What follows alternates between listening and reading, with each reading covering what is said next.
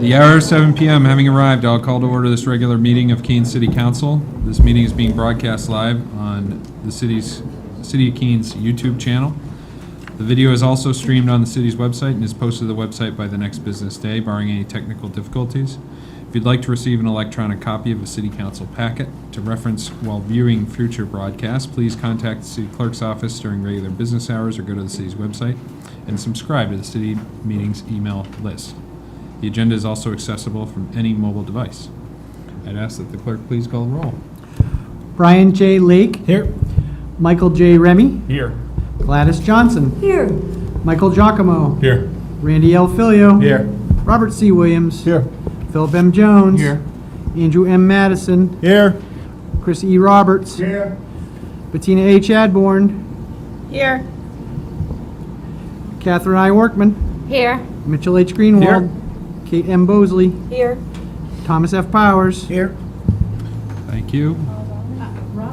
Yeah. I understand that Councilor Omerod is participating remotely, so if Councilor Omerod would please state your name, the reason for your remote participation, and whether anyone is in the room with you.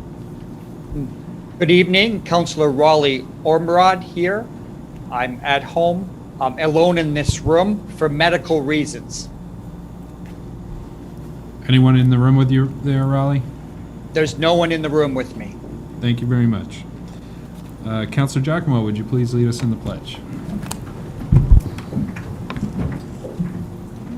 To the flag of the United States of America, and to the republic for which it stands, one nation, under God, indivisible, with liberty and justice for all.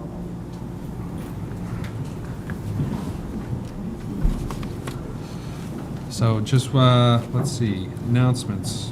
We've got just one announcement. I'll remind the council about the vacation schedule. We have the MSFI meeting on July 27th will be canceled. The FOP meeting on July 28th will be canceled.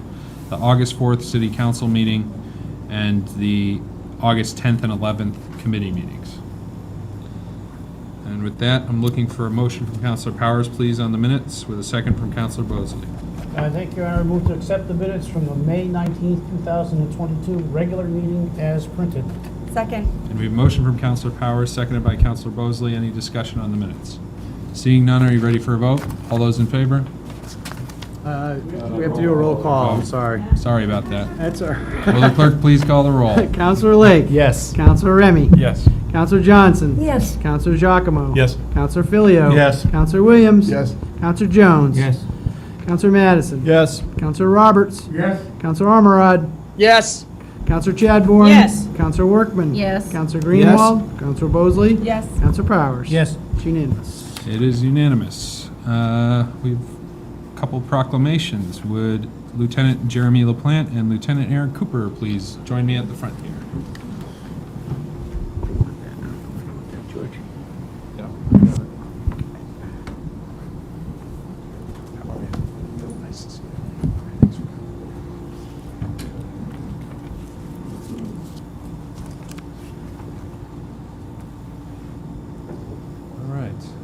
So whereas approximately 356,000 people of all ages experience EMS assessed and out-of-hospital sudden cardiac arrest each year, making it the third leading cause of death in the United States.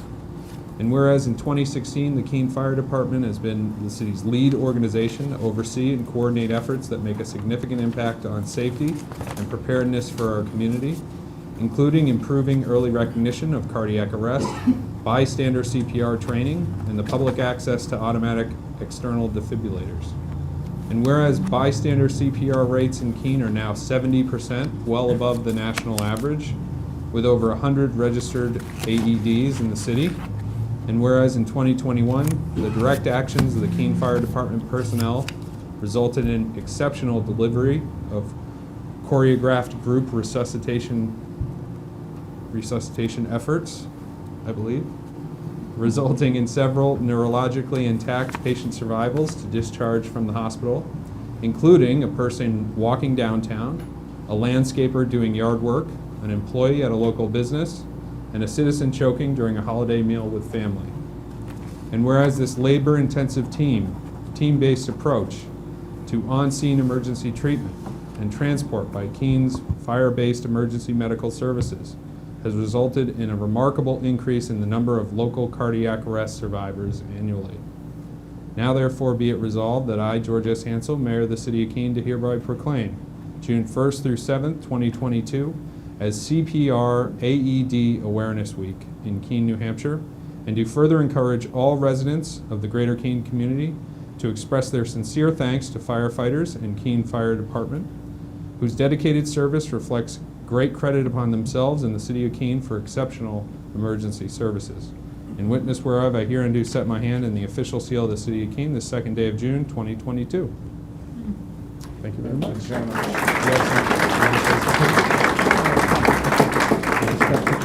You want to say anything? No, we're good. Okay, we're good. Just grab a picture real quick. Absolutely. I don't want to camera. Probably do, but do a quick picture.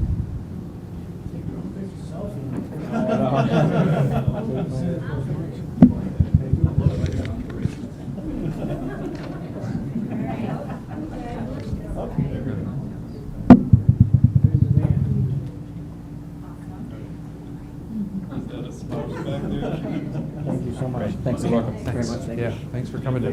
Appreciate it. Okay.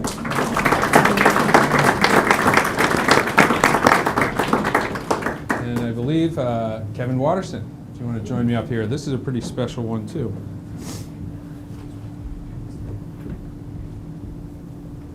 Got my mic on. Nice to see you. By the way, before you start, I count myself as one of those fortunate survivors that Jeremy LaPlante came upon, and the fact that I have this quality of life today. And I don't know your name, but I know Jeremy was in that ambulance with me that night. Jeremy, thank you. Wow, that's great. That's really nice. Thank you for sharing your story. So whereas the Keene Swamp Bats were established in 1997 through the momentous efforts of a group of local residents, led by Mayor Pat Russell and State Senator Junie Blaisdell, who came together with a vision that Keene could deliver a baseball franchise that would be national in field. And whereas, through the efforts of its founding members, the Keene Swamp Bats were accepted into the fledgling New England Collegiate Baseball League, joining the ranks of only 9 other wooden bat ball teams in existence at the time. And whereas Baseball America, a national organization that ranks leagues at all levels of the sport, has ranked the Keene Swamp Bats League number 2 in the United States for the last 2 years based on its facilities, quality of players, and overall attendance at games. And whereas the Keene Swamp Bats have provided fun, exciting family entertainment for their fans since the organization's inception, with attendance that's grown from 800 attendees per game at the start to upwards of 2,000 attendees per night currently. And whereas the Swamp Bats franchise has enriched the Keene community through its youth programs, such as the Reading with Ribby program. How does he read through the mask? Brush and Floss with Ribby. And summer baseball camp opportunities that allow area youth to interact and learn baseball skills directly from Swamp Bats players. And whereas none of this would be possible without the hard work and dedication of the Swamp Bats president, Kevin Watterson, the board of directors of the Swamp Bats, and its many volunteers, interns, and community members who have served as host families to visiting players. Now therefore I, George S. Hansel, Mayor of the City of Keene, do hereby extend my official congratulations of the City of Keene to the Swamp Bats and all of their affiliated members, volunteers, and players on this 25th anniversary of their inception. And I call upon all citizens in Keene and the greater Monadnock region to join me in congratulating them on this milestone. I further welcome all of you to join me at the Swamp Bats opening day 2022 on June 8th at Alumni Field. In witness whereof, I hear and do set my hand in the official seal of the City of Keene this 2nd day of June 2022.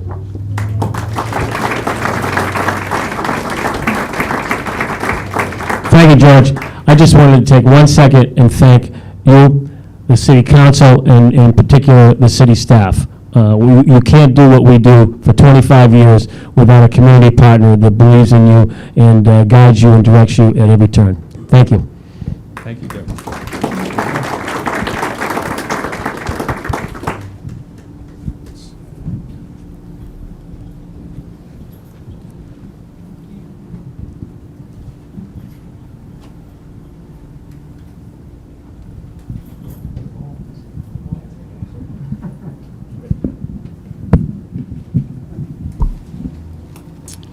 All right, so we have a public hearing tonight. I'd ask the clerk to please read the notice of the hearing.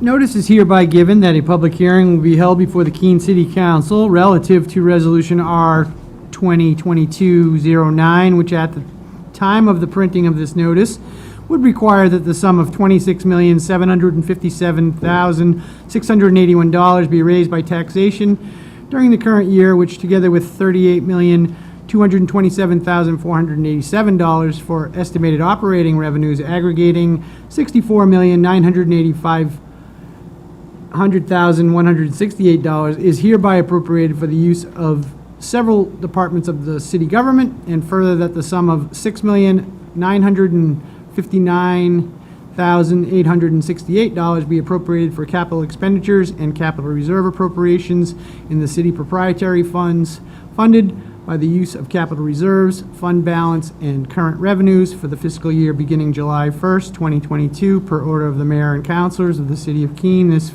5th day of May, 2022. Attest, Patty Little, city clerk. Thank you very much. So this is the public's opportunity to weigh in on the budget. It's not going to be adopted tonight. After the public hearing process, we'll table it until our next regular meeting. The council will have an opportunity to think about any potential amendments, and they can bring those up at adoption night. So the way that this is going to work is I'll basically go through the budget as usual through the different sections, and if there's a section of the budget that you want to comment on, I'll give you an opportunity to come up to the microphone right there, state your name and address for the minute taker, and you can say whatever you want about that section of the budget. You'll notice that Mary Howe, our finance director, has replaced the city attorney temporarily to help us answer any of those detailed questions that might be burning out there. So, city manager, do you want to introduce the budget? Thank you, Your Honor. So as the mayor said, tonight we present to the City Council and the public the operating budget for 2022 through 2023, which includes the first year of the most recent capital improvements program. The budget process itself actually starts back in late February and works its way through the Finance Committee through the month of May, and then here tonight, the public hearing process.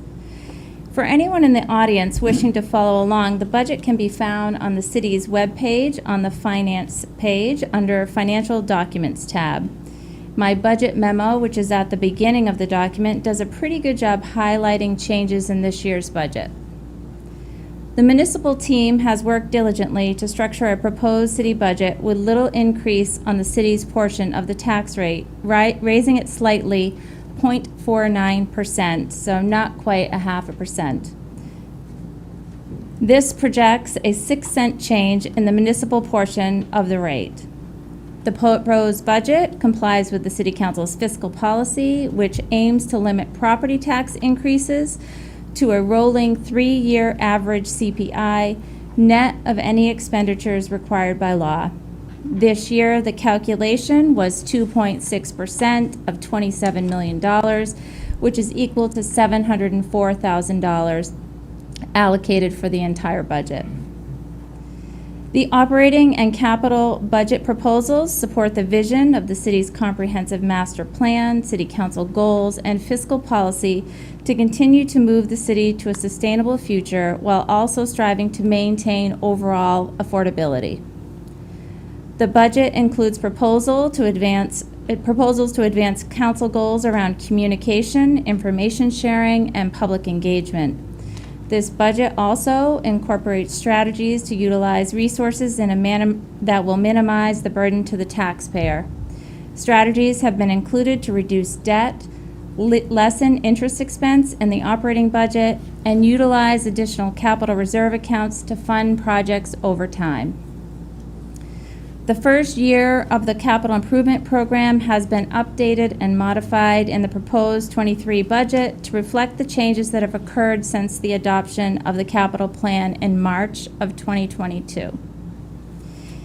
In accordance with the City Council goals relating to capitalizing on funding opportunities as they arise, and specifically federal funds that have become increasingly available, we have submitted applications for the next round of congressionally directed funded projects to Congressman Custer's office, a project for the downtown water main replacement of $1.6 million, Island Street water main replacement, $893,000, downtown stormwater resiliency project, over $2 million, stormwater main lining program, $920,000.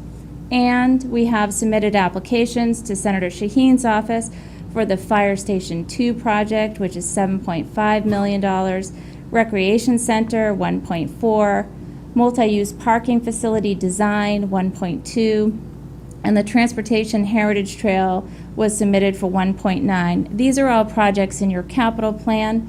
If we are successful at moving forward with even just one or two of these projects, it will be a welcome relief to our capital improvement plan, which continues to be squeezed by escalating project costs. The budget includes city revenues associated with state municipal aid as we know them. Not included is SB 401, which we anticipate will be signed by the governor and could increase our highway block grant funds. And again, this would be a welcome relief as asphalt pricing has increased 32% since this time last year. The tax rate estimates are based on a projection of no increase to the property tax base. This is a good conservative estimate. At this point in the city's overall tax rate process, both school and the county have approved their budgets, setting the education and the county portion of the overall rate. Considering tax rate projections provided during adoption and the recommended city budget, the total property tax rate is estimated to increase 3.25% combined. The largest increase is estimated in the school portions of the budget. The local and state education portion of the tax rate combined is increasing 91 cents on the tax rate for this upcoming year. The recommended fiscal 23 operating and capital budget being reviewed this evening was recommended by the FOP committee with only a couple adjustments. The committee voted to recommend an increase to the Humane Society from the proposed $10,000 to $15,000, which would be level funding from the year before, and a new line to support the work of the Monadnock Diversity, Equity, Inclusion, and Belonging Coalition, which was formed in the summer of 2021. Currently, the YCMA serves as their fiscal sponsor, and the group is fundraising to bring on an executive director. The two adjustments would increase the bottom line of the budget by $15,000. The new budget total would still be within the fiscal policy, just barely, about $11,000. In addition, I have been working with the Human Services Director to update our agreement with Southwestern Community Services related to homeless shelter services funded as part of our outside agency requests. I am also working with the director to implement a similar agreement with 100 Nights. These agreements help to further define the process when someone is in need of shelter and ensure they are receiving case management services. Overall, this budget, we feel, reasonably supports the city's services provided to the residents of Keene, advances the goals set by the council, includes contractual obligations, and supports the city's infrastructure program through continued funding of the CIP plan. That's it. Thank you very much, City Manager. So we'll move right along to the various sections of the budget. Would anyone like to comment on the mayor and city council expenditures or portion of the budget? Mayor and city council. All right. we'll move on to the outside agency portion of the budget. So anyone like to comment on the outside agency portion of the budget? Yes? Name and address for the minute taker, please. Carmen Trafton, 5 Pender Court, Keene. Thank you, City Council. Thank you, Mayor Hansel. In my last visit here, I was with Pedaling for Prevention. You gave them a proclamation for completing their journey across the country to raise awareness and funds for suicide prevention. And I didn't do enough to thank you as city councilors because you were part of that effort by providing the funding last year that got them on the trip. So I just wanted to say thank you again directly for that wonderful experience. Also wanted to mention that we have been approached by Norms to do another ride this summer, a local ride, and that ride will be held on September 10th, which is World Suicide Prevention Day, and we will be looking to the city to help us coordinate that safely, and we've worked on some routes that we will bring forth, but I just wanted to put it out there that we are going to do a local ride on that day, and it should be pretty special. So I just wanted to come and thank you for your past support. Thank you for this year's allocation. You know, we always ask for $13,000 because we don't receive funding from the United Way, and we're always trying to bridge that gap. I know we didn't get there this year, but I always encourage you, if you can just eke out a few more dollars for suicide prevention. The need has never been greater than this time. Sadly, as you know, the pandemic has created a lot of anxiety and a lot of stress in a lot of places in our community, and we're trying to respond to all of them, in addition to a new national 988 suicide prevention crisis hotline that we're trying to roll out July 1st. So our agency has never been busier, and we're really doing a lot with a very little. For the counselors that don't know, our budget's right around $50,000 a year. We do almost everything with volunteers and donations. I'm the only staff person. I'm only part-time. We have modest rent. We don't travel. We don't do junkets or, you know, board retreats, or not that board retreats aren't important. I'm just saying, ooh, sorry. No. We do board retreats. We just do them like at Robin Hood Park with bring your own lunches and things like that. And we're used to being a very modest agency. We were founded by a family. For 41 years, we've been serving this community. We never charge for any of our programs or services. We work with all of the area schools.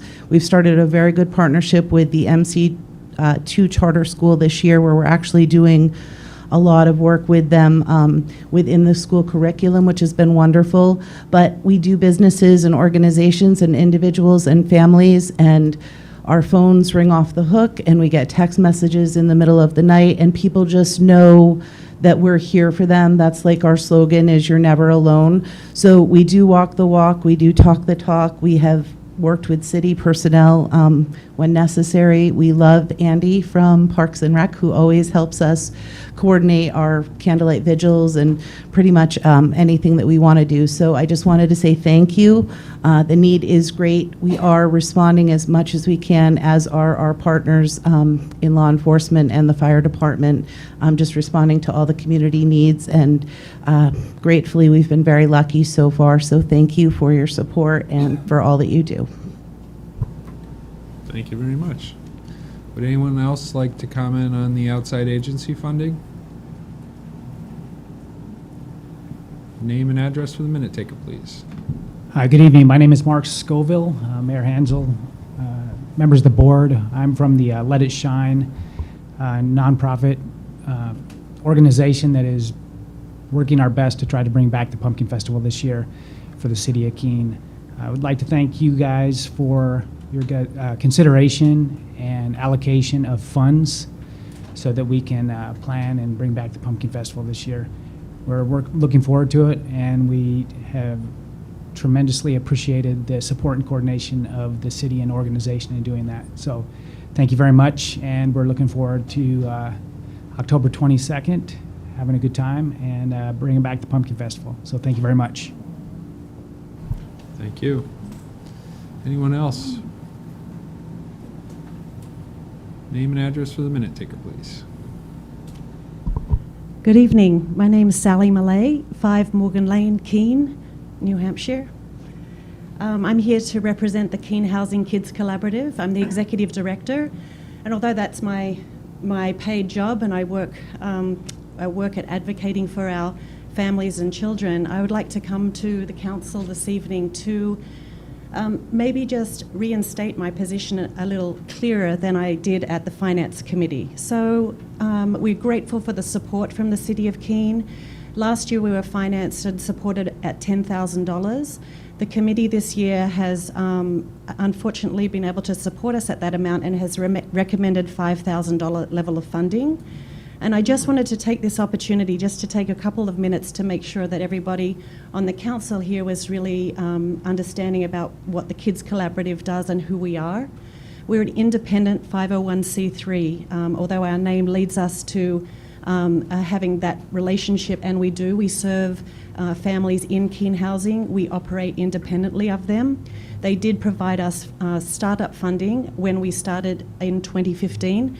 Those funds are being phased out slowly over time. So we have to raise around $150,000 from individual donors, grants, foundations, corporate sponsors, partnerships like the City of Keene. So we serve 600 children in both Keene Housing properties, the Housing Choice Voucher Program households, as well as last year we took on 3 new properties with Southwestern Community Services. So from the funding last year, when we were funded at $10,000, we've actually increased the families that we are servicing. And we partner with more than 40 different youth program providers in the community. What is the need in our community? As Carmen just mentioned, you know, it's more important than ever. We're providing access to these children to opportunities and experiences that they just would not have the funds to be able to do on their own. Not only do we provide that financial help to them, so they don't pay anything, the services are free, although they could apply to the different partners or the community programs directly, because those partners are very supportive with financial aid for people in need. What we're doing is removing that barrier so that the families that are focused on getting to work or getting dinner on the table, they're in what we call a tunnel. That's all that they have the capacity to do. What we want to do is give these children the opportunity to participate in programs that will develop life skills to help them progress and on an upward social mobility track so that they can become successfully engaged members of our community. The average income of the households is $23,000 a year.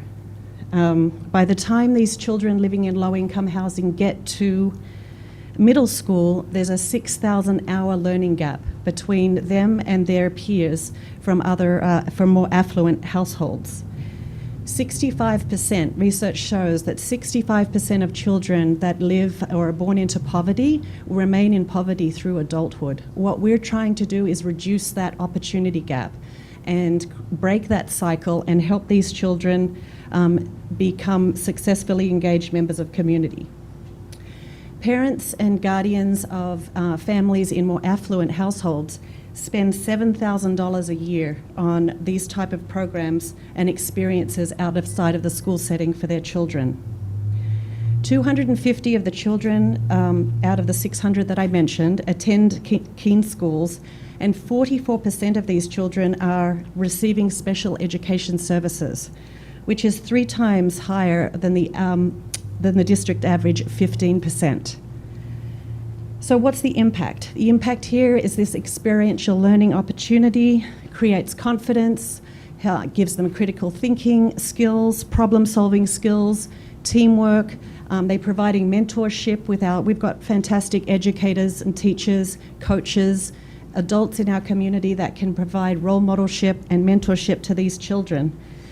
When they're participating in activity that someone shows that they have faith in them and that they believe in them, it gives them a lot of confidence, and then that in turn helps their academic progression at school. They can turn that back into how they work on their schoolwork.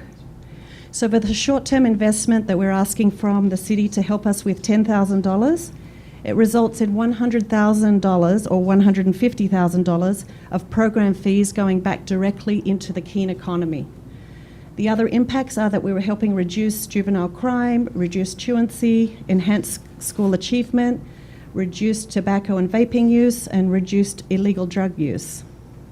And then again, I'm mentioning that our goal is to reduce that special education rate, which ultimately would help decrease the burden on taxpayers.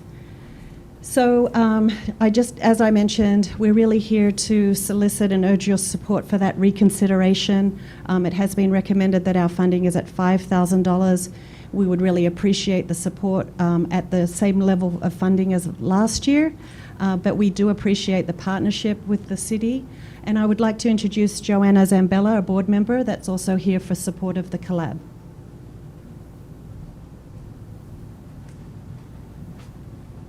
Thank you, Sally. Thank you. Good evening, and thank you for allowing us to speak here tonight.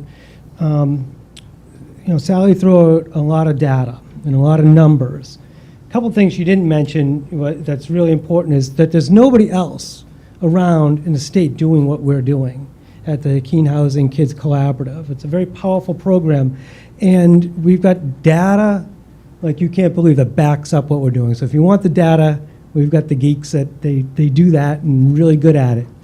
But what strikes me and what I'm hoping to impress upon you tonight is that these are children within our community. These are our kids. These are Keene kids who are being impacted. And so the $5,000 cut is going to be anywhere from 50 to 100 kids not having an experience that could change their lives.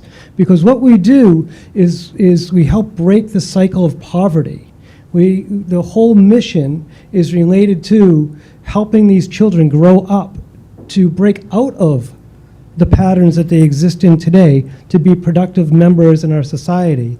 It's very powerful for me. And I have a whole list of testimonials, and I was going to read some. But I know that I was this close. I was this close to making, the really bad decisions and got really lucky.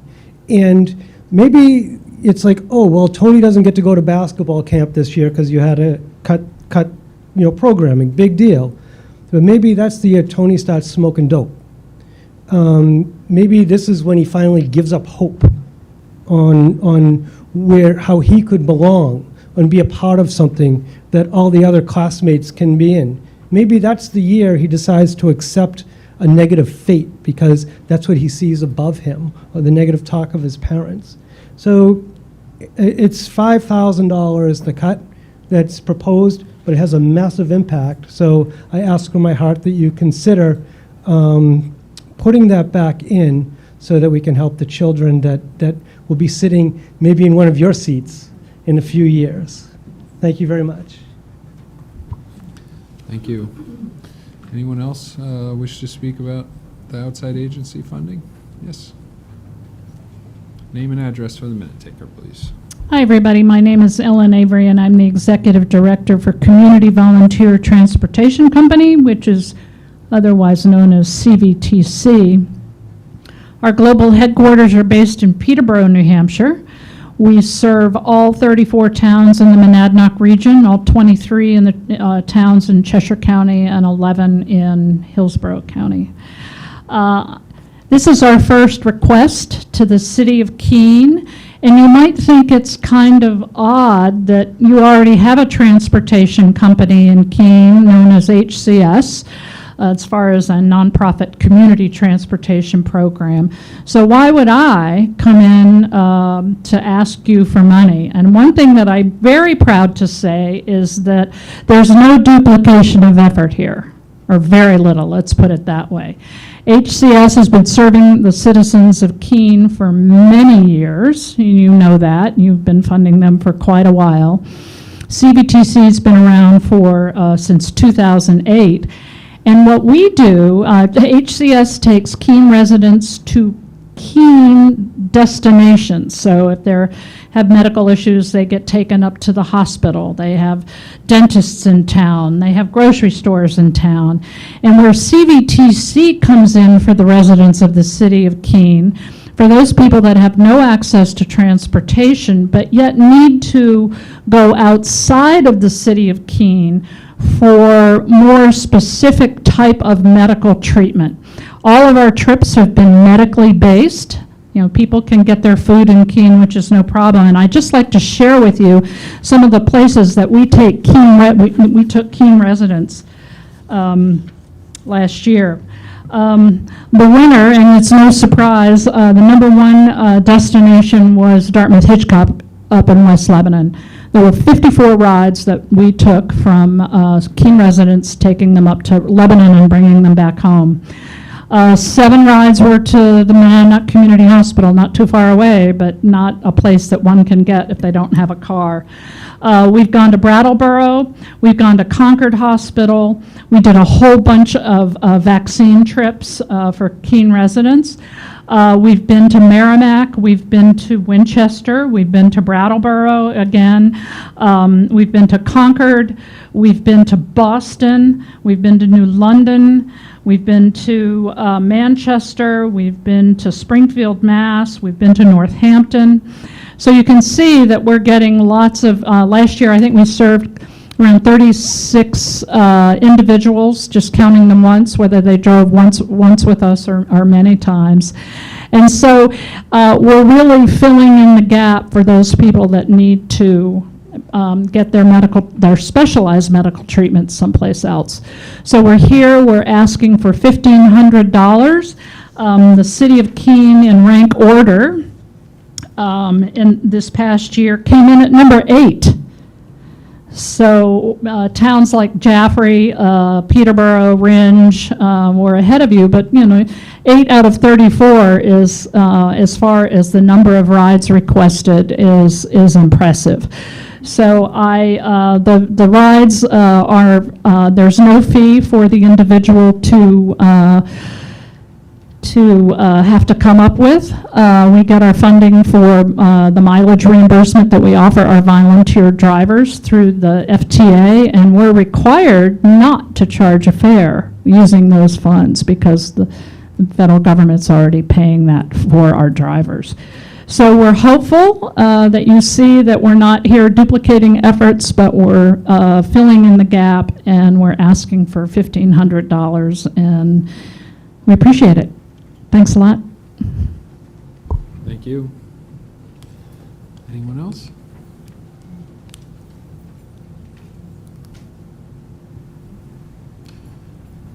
Hi, good evening. I'm Rabbi Dan Aronson. I'm at 166 East Surrey Road here in Keene.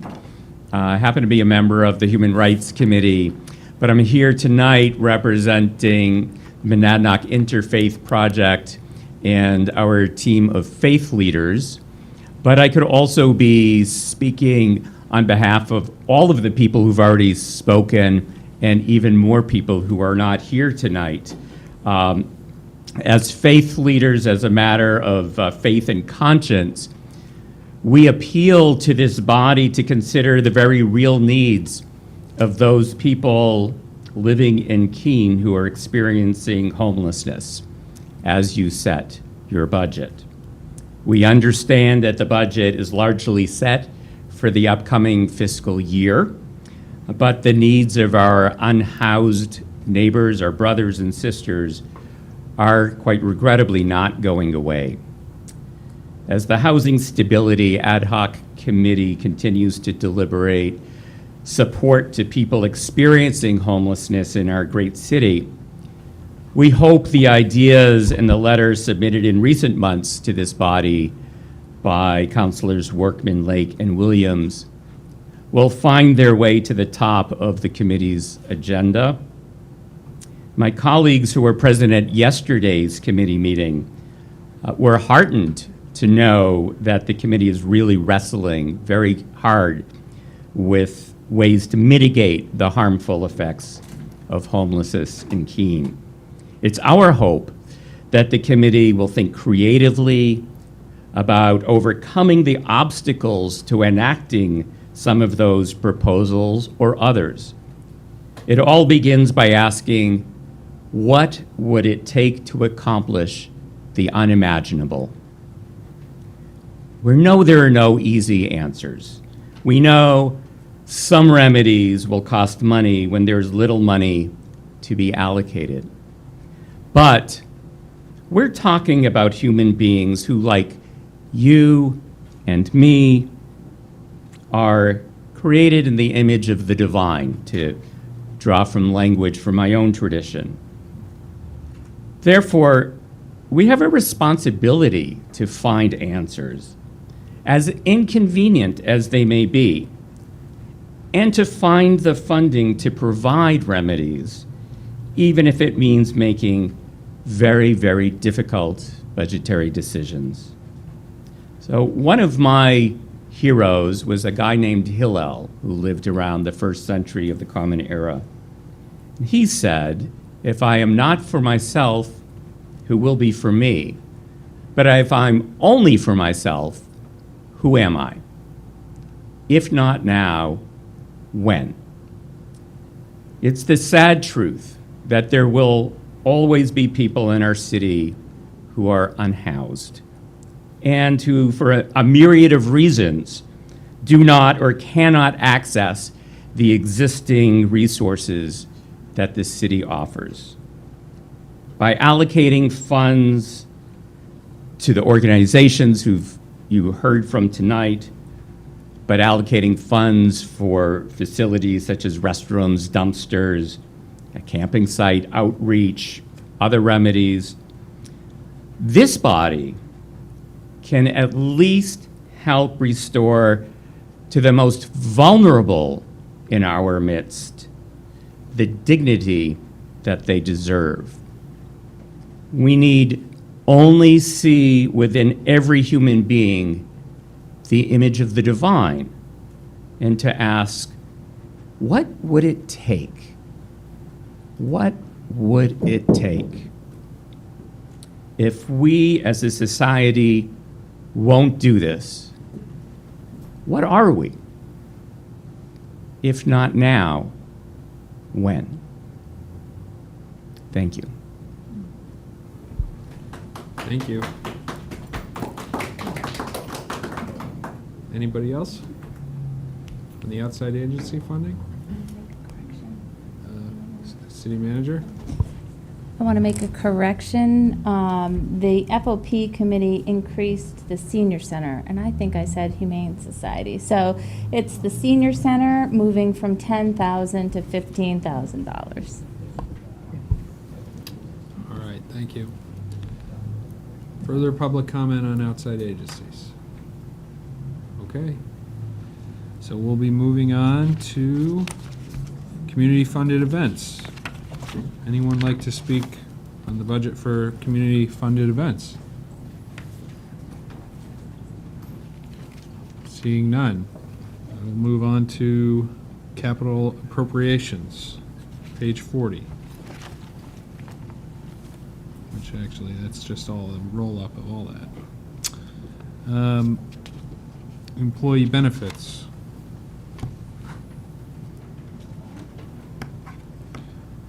Risk management, page 44.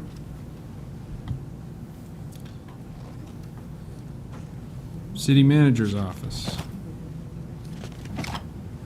which is page 49. City attorney's office.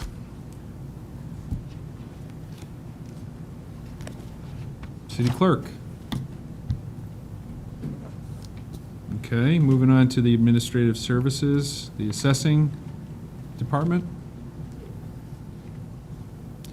Finance department, which includes human services. Human resources. Information technology. Any takers? All right. Moving to the community services budget, the fire department. Library. Parks and recreations and facilities. Police department. Moving on to municipal services, the airport. Community development. It's planning. And public works. I saw court tense up for a second. Moving on to the designated funds. Anyone want to speak to the parking fund? How How about the PC replacement fund? Solid waste. The sewer fund, the water fund, and the fleet services equipment fund. Anyone want to speak to the budget in general? General comments on the budget? Okay. Well, thank you. That's going to conclude our public hearing portion, except for written comments, which will be accepted until 4 p.m. on Tuesday, the 14th. Written comments must be signed and submitted to the city clerk by that date and time to be added to the city council's agenda. Again, we plan to table this until our next regular meeting, when some amendments may be offered up by city councilors, and then hopefully they can vote to adopt a budget for us to start next month. So we'll close the public hearing. And move on to our regular agenda, and that brings us to City Council Committee Reports, number 1. We have a Finance, Organization, and Personnel Committee report regarding hazardous material emergency preparedness grant. And on a vote of 5-0, the Finance, Organization, and Personnel Committee recommends that the City Council authorize the city manager to negotiate and execute a professional services contract with Hubbard Consulting LLC for an amount not to exceed $15,000 for the delivery of a hazardous materials response plan. And I'm looking to Councilor Powers for a motion. Councilor Remy for a second, please. Thank you, Your Honor. Move to carry out the intent of the committee report. Second. We have a motion from Councilor Powers, seconded by Councilor Remy. Councilor Powers. Thank you, Your Honor. The fire department came before the Finance Organization and Personnel Committee to explain that the city previously had been awarded a grant for hazardous materials response actions by the department, by the team, and in the amount of $15,000 was made available to us.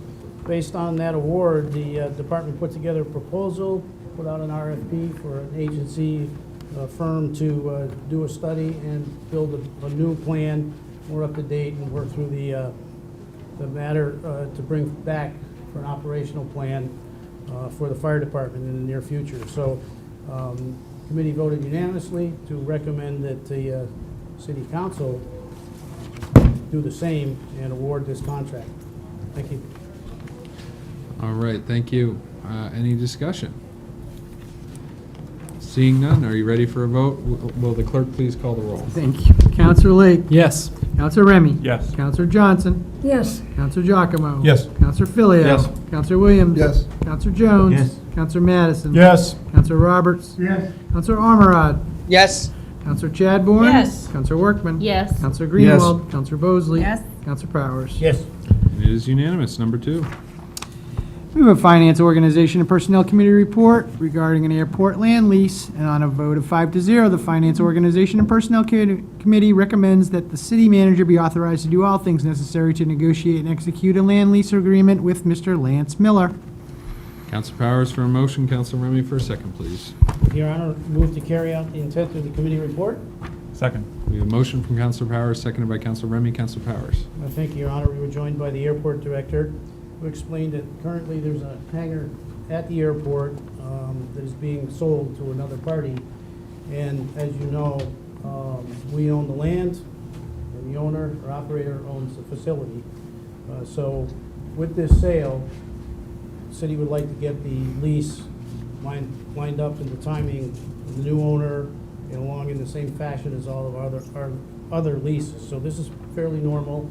It's also an indication of still a lot of interest in the airport. It's very nice to have another proprietor come in and work in the airport. Most likely we'll do some improvements and maybe buy a new airplane. Somebody else wants to build a hangar, I hear. So this is a great opportunity for us to continue the good work at the airport. So we ask that the city council authorize the city manager to negotiate this lease. Thank you.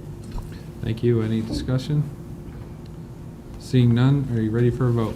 Will the clerk please call the roll? Counselor Lake? Yes. Counselor Remy? Yes. Counselor Johnson? Yes. Counselor Giacomo? Yes. Counselor Filio? Yes. Counselor Williams? Yes. Counselor Jones? Yes. Counselor Madison? Yes. Counselor Roberts? Yes. Counselor Ormerod? Yes. Counselor Chadbourne? Yes. Counselor Workman? Yes. Counselor Yes. Greenwald? Counselor Bosley? Yes. Counselor Powers? Yes. Thank you. And it is unanimous. Number 3. Finance Organization and Personnel Committee report regarding the Cheshire Rail Trail Phase 3 construction change order number 2. And on a vote of 5-0, the Finance Organization and Personnel Committee recommends that the city manager be authorized to do all things necessary to negotiate and execute a contract change order with Adams Trucking and Excavation, Inc. for an amount not to exceed $41,000, subject to New Hampshire DOT approval. And funding is to be provided by Project Cost Center 90057-F. Thank you. Counselor Powers once again for a motion. Counselor Remy for a second, please. Thank you, Your Honor. To move to carry out the intent of the committee report. Second. We have a motion from Counselor Powers, seconded by Counselor Remy. Counselor Powers. Thank you, Your Honor. Finance Organization and Personnel was joined with the city engineer to explain that a project that's going on right now, some of the improvements along the rail trail, if you had an opportunity to be out and around the city, particularly off the main roads, you will see that there's some activity going on along our, adjacent to our rail trails. During that beginning process and some inspections done by the state, it was recommended that we do some other improvements right there, particularly to ramps, access ramps for wheelchairs or people that might have a little trouble walking from the parking areas that are being established along the rail trails. Staff agrees, and the state says that that's the right thing to do, and most likely they will help us fund this, but in order to keep moving along, we need to get a change order with the contractor that's been selected, Adams Trucking and Excavation, for an amount not to exceed $41,000. So we're asking the city council to approve the change order with the trucking firm, with the understanding that the state would probably refund this amount of money towards the project if possible, but if not, we'll continue on because the cost center for this project has the amount of money necessary to make this happen. So this is not new money being raised through taxes. This is within our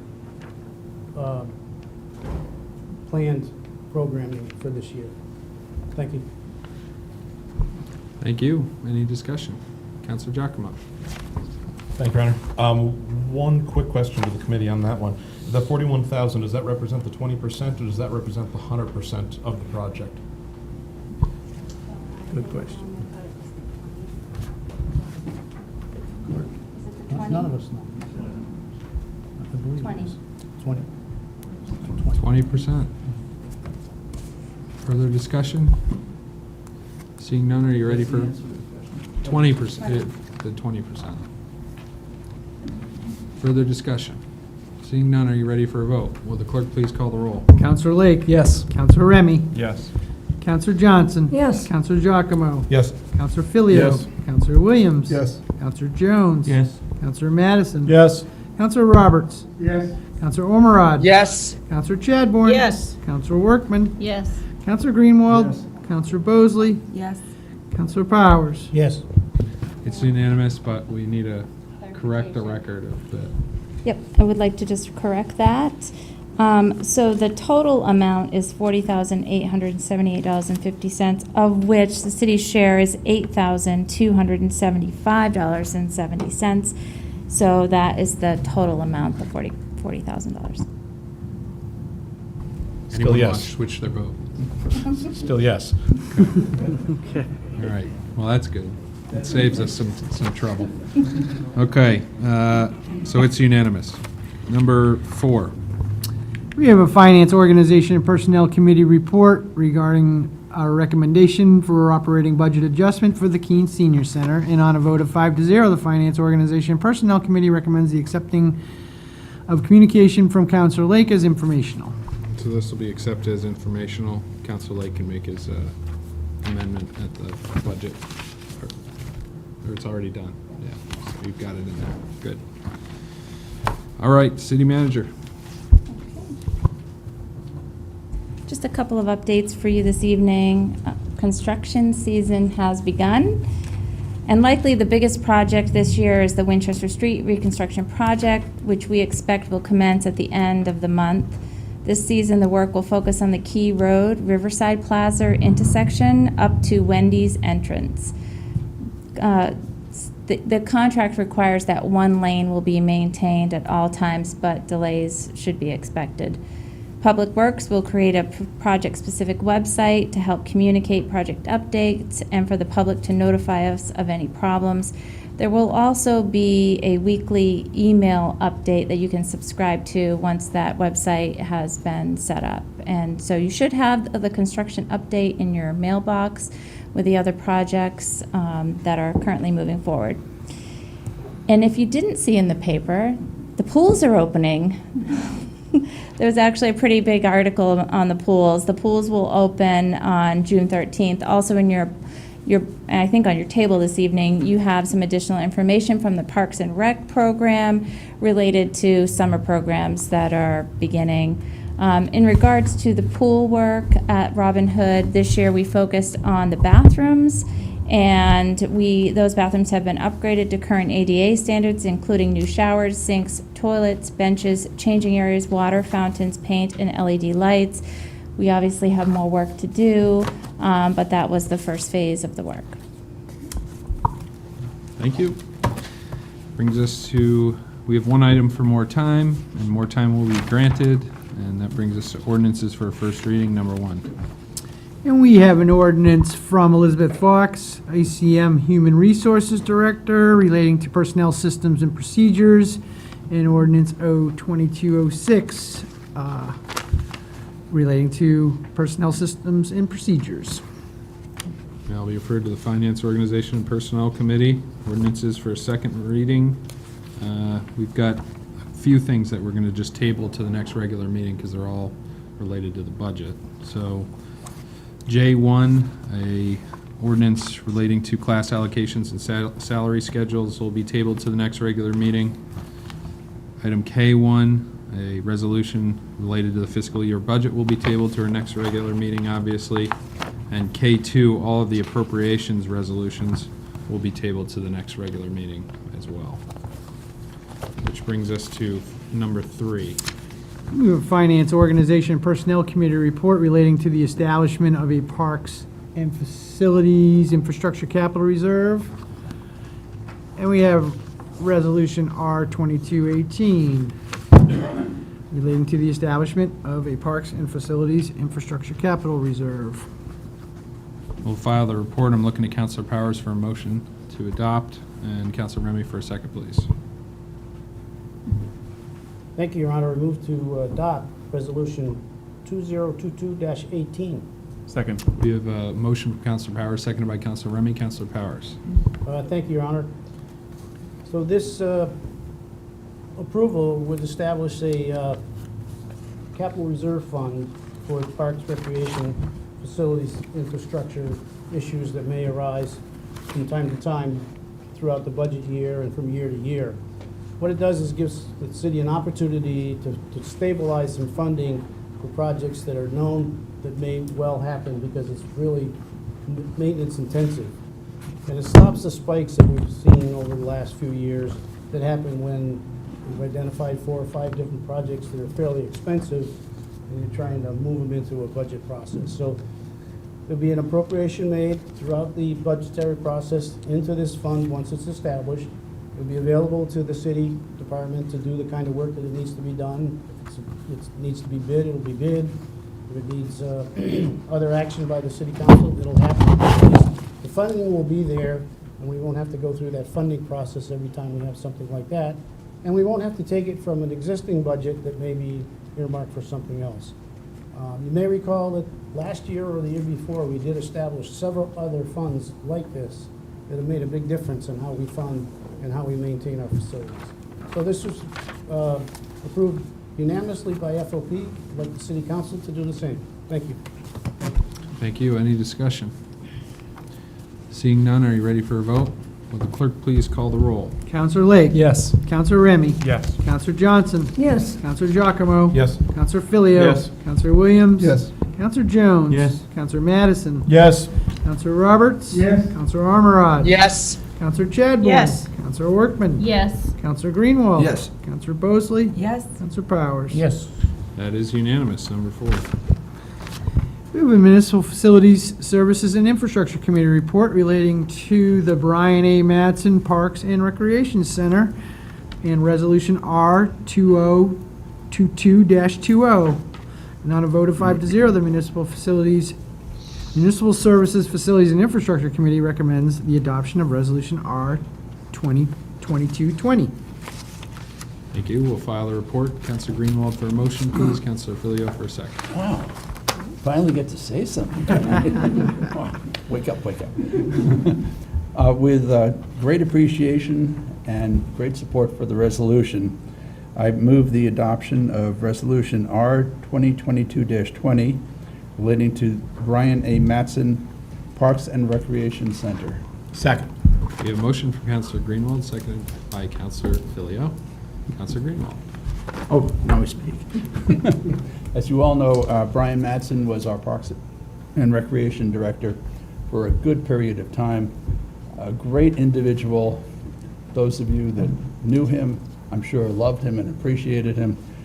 We heard great testimony at our committee meeting, the history of how he was there. Just a wonderful individual, and I absolutely support, and the committee support, and I hope you all will too, the naming of the rec center in honor of Brian. There is a ceremony June 11th, I believe, and city manager or someone will give you all the time. Hope you can attend. Be a good time, and I hope you will support this. Thank you. Thank you. Any questions, comments? Counselor Jones.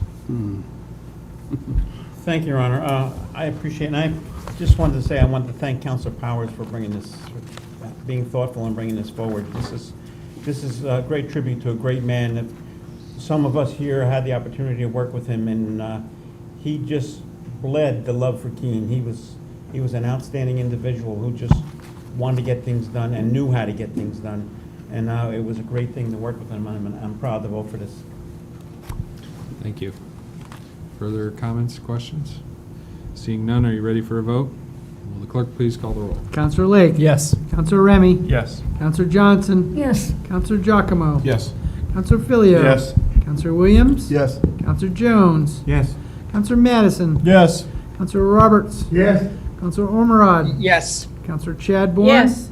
Counselor Workman. Yes. Counselor Greenwell. Yes. Counselor Bosley. Yes. Counselor Powers. Yes.